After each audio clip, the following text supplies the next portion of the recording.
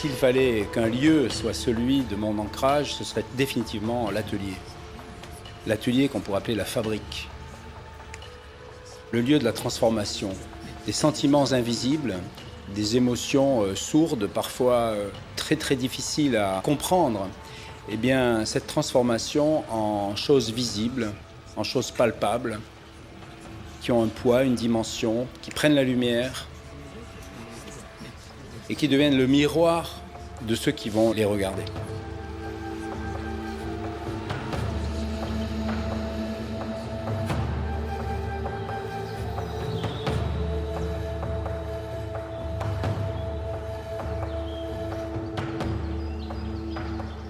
Je crois que les artistes sont des personnes très importantes dans une société. C'est probablement ceux qui osent le rêve, ceux qui ont la dynamique de la remise en question, de l'interrogation. Et finalement, ceux qui autorisent le reste du monde à rêver à leur tour.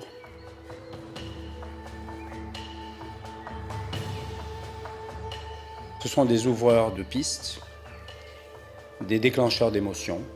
Regarder le monde alentour, réfléchir à ce qu'on peut lui offrir, et puis s'autoriser soi-même à se dire que oui, c'est important, que tout ce qui est proposé par les artistes, finalement, est important. C'est pas du caprice, c'est une respiration.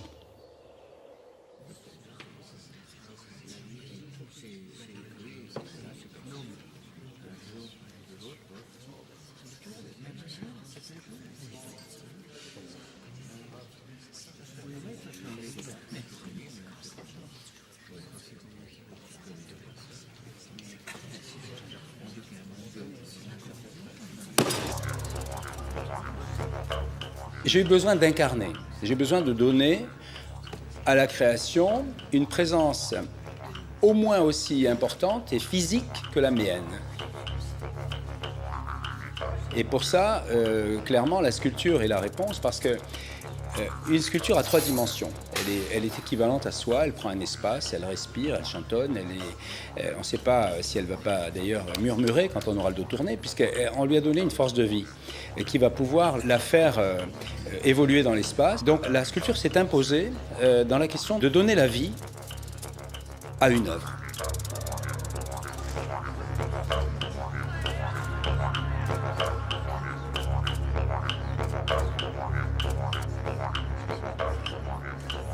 Une œuvre d'art, c'est juste un dépassement d'un gars qui est dans son atelier, qui à un moment donné est face à son mur, au-dessus de sa table, et qui est allé puiser des choses qui sont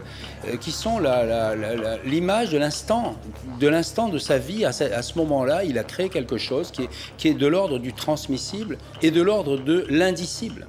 C'est une œuvre d'art.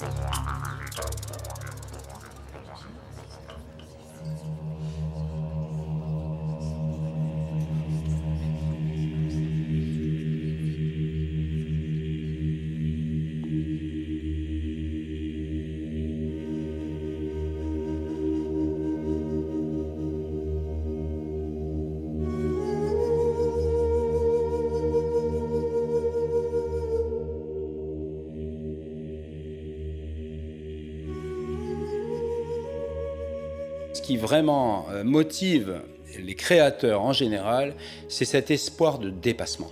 C'est-à-dire qu'en réalité, une œuvre ne sert que de marchepied à la suivante, qui ne sert que de marchepied à la suivante, etc., etc.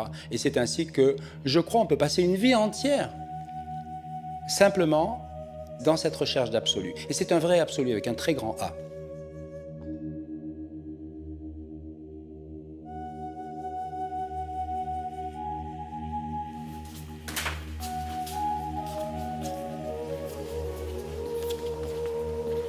En fait, ce qui m'intéresse, c'est d'explorer le dedans et le faire sortir.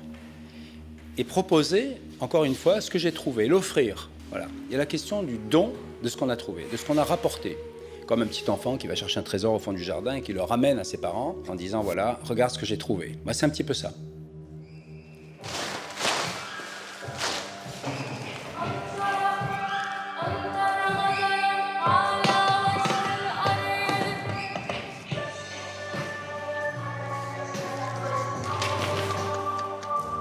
L'axe de ma vie, c'est mon travail. Pourquoi? Parce que c'est là que j'ai mes découvertes. C'est là que j'apprends. C'est là que je progresse, je crois. En tout cas, je m'y emploie. C'est là que je me donne, disons, des sursauts possibles. Je ne m'endors pas. Je reste intranquille. Je reste vigilant, en alerte et toujours en espoir de progrès. Ça, c'est quand même la clé.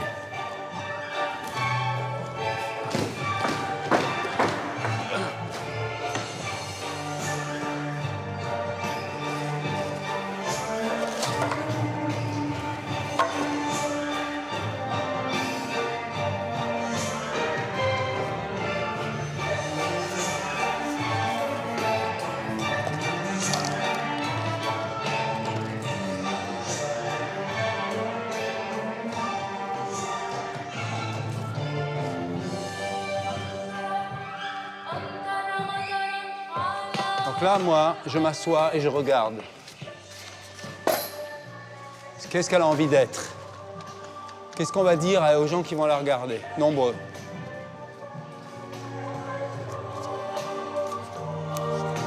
La victoire, c'est travailler jusqu'à ce que ça sorte. Et j'ai envie de dire, sans vraiment que l'œuvre puisse se défendre, hein, parce que c'est un dialogue, certes, mais c'est moi qui vais gagner. Déjà, ce sang qui coule, là, ne me convient pas. Attention, ça va gicler.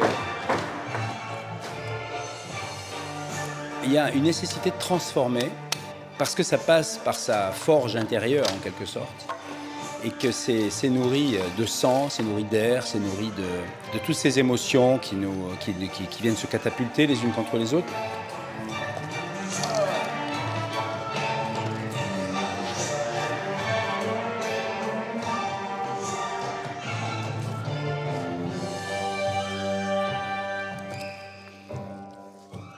Il faut accepter de brûler son temps, quelque part de le sacrifier, en faisant ça et pas autre chose.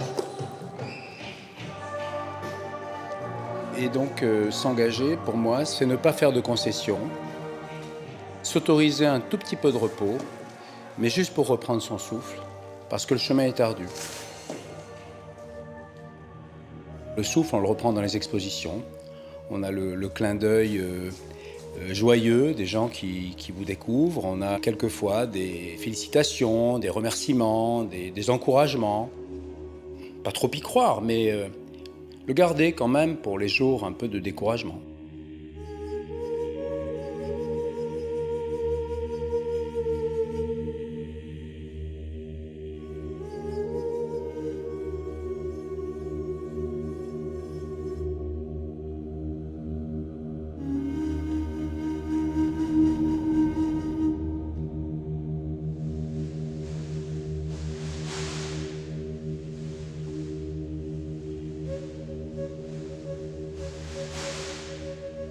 Je me suis un petit peu calmé par rapport à la question du temps. L'œuvre se défend maintenant toute seule. Je l'ai nourrie pendant des années avec mon énergie, avec ma foi. Et la preuve que le temps est mon allié, c'est qu'aujourd'hui, l'œuvre continue d'exister alors que parfois je ne m'en occupe pas.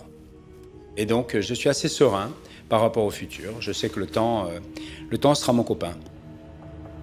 Découvrir une nouvelle voie, trouver un chemin sur lequel d'autres vont pouvoir nous rejoindre. Et puis on va regarder l'horizon en même temps. Et puis on aura une même conscience de peut-être de ce qui est beau, de ce qui est fort, de ce qui vaut la peine d'être vécu.